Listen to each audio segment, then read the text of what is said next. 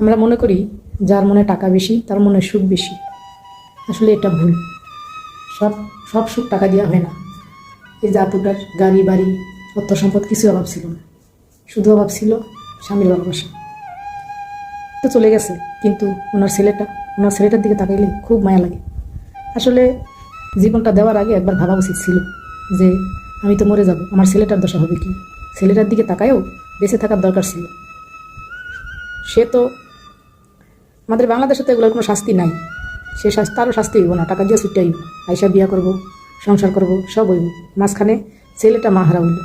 তো এটাই, যতই কষ্ট হোক আত্মহত্যা করা যাবে না। আত্মহত্যা তো সব সমাধান না। কষ্ট নিয়ে দুনিয়া বাইসা থাকা যায়, কিন্তু ছেলেটা যে হয়ে গেল। এই ভিডিওগুলো সামনে আসলে অনেক কষ্ট লাগে। বেশি কষ্ট লাগে বাচ্চাটা লাগে, আর কিছু না। অনেক কষ্ট লাগে বাচ্চাটা লাগে, মানে বাচ্চারা মোর দিকে তাকাইলে মানে বুকটা ফাইটটা যায়। এমন হাজারো নারী আছে বাচ্চাদের মোর দিকে তাকাইয়া খারাপ স্বামীর সংসার করতে আছে। হাজারো লাখো নারী আছে। আত্মহত্যা কোনো সমাধান না। ওটা সেই প্রমাণ দিয়ে গেল যে সব নারীরা টাকারে ভালোবাসে না। কিছু নারীরা আছে শুধু স্বামীর ভালোবাসা চায়, আর কিচ্ছু না। তো আপুটা মরে গেছে বোধহয় আমরা বুঝতে পারলাম। আর যদি বাইসা থাকার অবস্থায় কিন্তু আমরা বুঝতে পারিনি যে তার মনে এত কষ্ট। দিন শেষে একটাই কথা গমু, আত্মহত্যা কোনো সমাধান না। কেউ আত্মহত্যা করবেন না। স্বামী ভালো না, সইরা যান।